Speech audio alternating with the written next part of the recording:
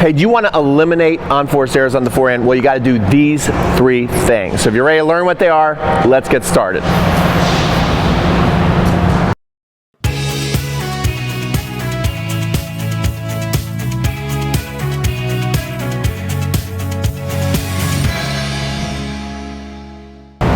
Okay, so if you want to cut out your unforced errors, you got to develop these 3 skills. I just ran a camp down in Florida, and I noticed that people were making these mistakes. It's about reading the ball.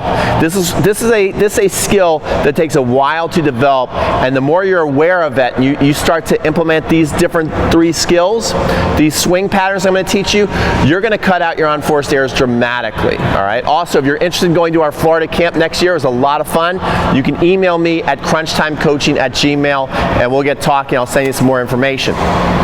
Okay, now, what you have to do is you have to recognize, I'm going to give you 3 stroke patterns today.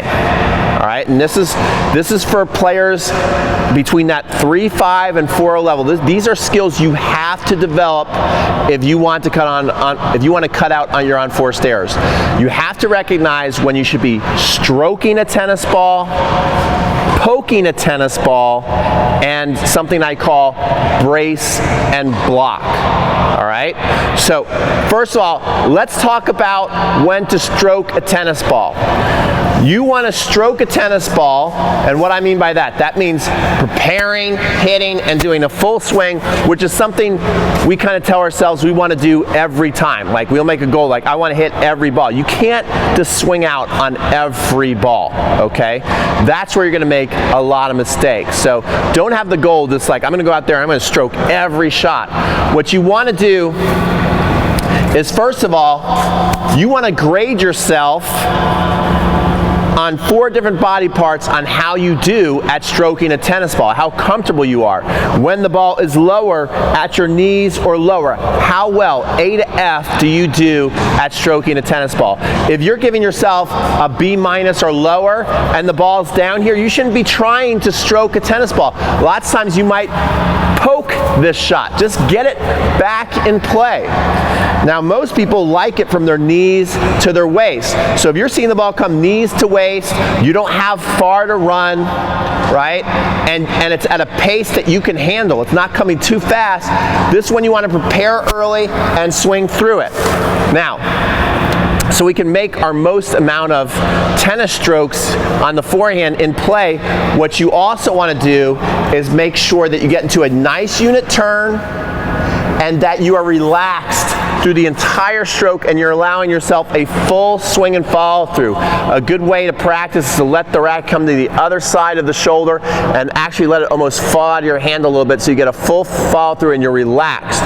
What I'm seeing people do is when they're missing the stroke, when they want to stroke and they're missing, they're preparing late, they're gripping the racket real tight, and as they're hitting, because they're so tight, the ball just tends to fly on them because it's kind of like a jerky motion, and then they stop the racket head about here, and they're trying to stroke it, but they're kind of tight and finishing that way.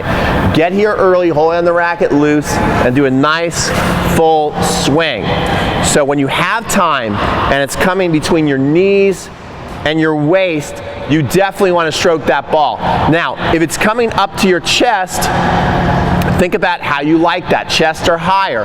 Some people on the forehand side give themselves high marks. They're giving themselves B's and A's.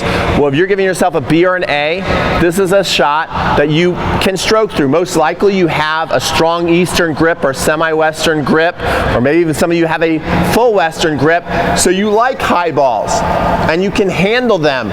And again, you want to stroke through that and stay relaxed and swing.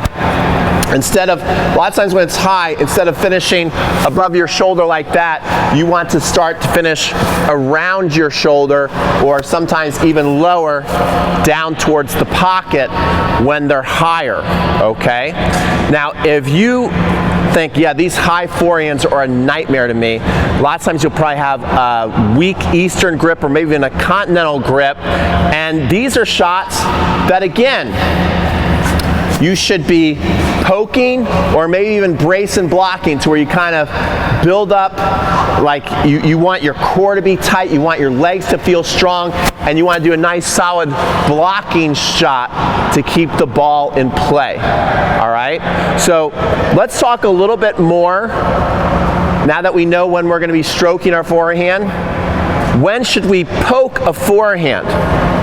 Poking a forehand basically means you're not doing much movement in your hand, and you're basically pushing the ball back in play to a safe spot where you're not going to get hurt. And this is probably the #1 skill you want to develop if you want to cut down unforced errors. And a lot of people don't think about developing this as a real skill, and this is making you miss so many shots. I see people run for shots and they're still trying to stroke the ball at the last second, and they just don't have that skill set. They're 50% or less when doing this.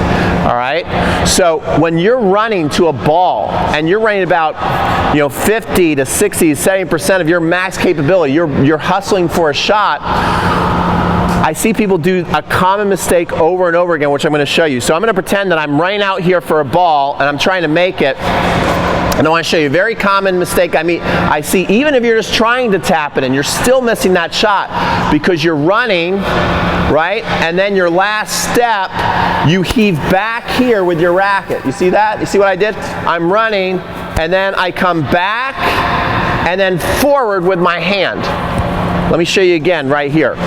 I come back and then forward with the shot, and just that movement, when you're running full speed and you do that, that's going to send the ball flying. You're not going to have much control. Where you notice, what's one of the coolest shots the pros do? They run really fast for a ball, they're getting near the net, and they hit this beautiful angle. Notice what their last move.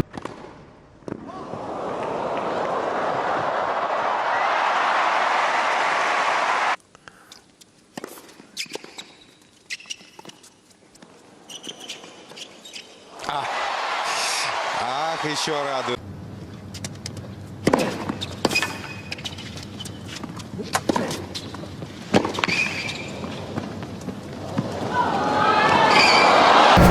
As they're running to the ball, their arms are moving lots of times. You'll see their arms moving like this, like they're just in full sprint. But then as they're getting close, they start to pitch that hand out in front, and then they touch the shot.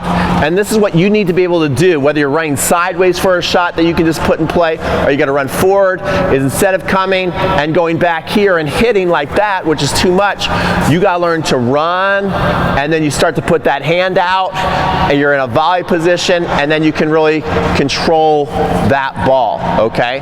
So don't underestimate the power of poking a shot.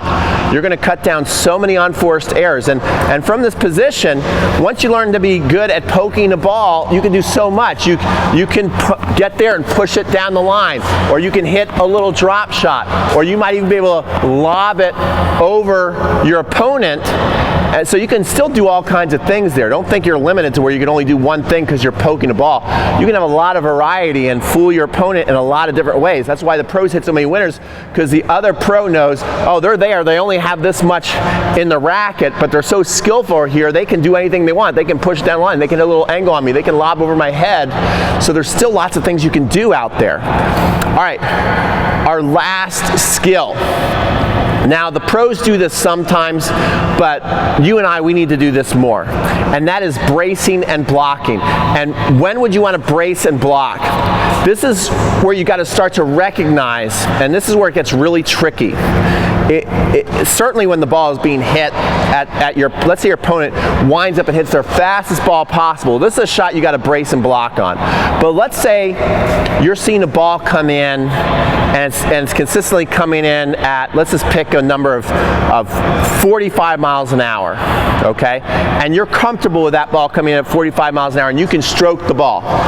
And then all of a sudden a shot comes in at about 52 miles an hour, but you don't read that it's coming in faster. This is where you got to start to read that. This is where you got to start to go, oh, that's coming in a little faster than I'm used to, and I should maybe just brace and block this ball back, especially if it's coming deep, okay? If it's coming fast and deep, lots of times you want to forget about stroking this shot If you can sometimes switch to the continental grip, that's good too.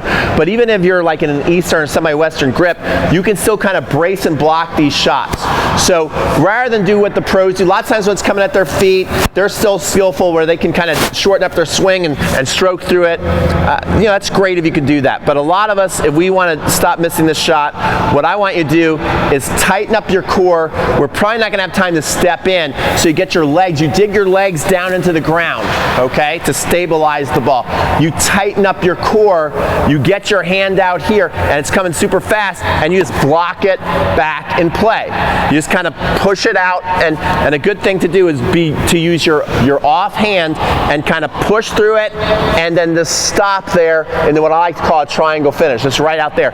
So it's coming in super fast, you tighten up your legs, you tighten up your core, we're trying to absorb all the pace, and we just brace and block the shot back in play, just so we can play another ball. That's another thing. When I was in Florida, sure, winners were great to watch, and I applauded, but so many times the point was won by somebody just getting one more ball back in play. A lot of times they didn't even hit a very good shot, and the other person on the other side of the net missed the ball. It's like you're almost rewarded for making smart decisions and hustle plays on the court. I think especially at the level of an intermediate to advanced player, you're almost rewarded for getting that one more ball back in play, and the other side, it's just like karma. They miss it. They don't deserve it as much as you do. So if you want to upgrade your forehand, pick up these three skills. Number one, you want to know when you should be stroking a tennis ball. Okay, that's when it's coming from your knees to right here. That's when you want to stroke it. You want to know when you're going to be poking a ball. That's when you're on the run. And we don't want to take our racket back. We got to have our hands out in front. We're just going to poke the ball. Remember, you can still do a lot with that shot. And then when should you brace and block? That's when the ball is coming super fast and deep. You want to tighten up your body, and you want to brace and block. You have a little bit more follow through than a poke. Out here, just put it back in play. You do those three things, you're going to be upgrading your forehand. You know what else is going to be upgrading your forehand on? Our Upgrade Your Forehand Challenge. 7-day challenge is coming up in a couple of days. We're so close. We're starting this the second week in March. So if you're watching this video, we may already be started, or we're just getting ready to start. You can go over to crunchtimecoaching.com to sign up, and you can also win money every day just by participating, and I'm giving you free bonus coaches. I'll be talking to you. If you leave me a message, I'm going to talk right back to you and answer a question or say hello. So it's going to be really cool. Don't forget to like, comment, and subscribe. Sign up for the 7-day forehand and serve challenge, and I'll see you on the next video.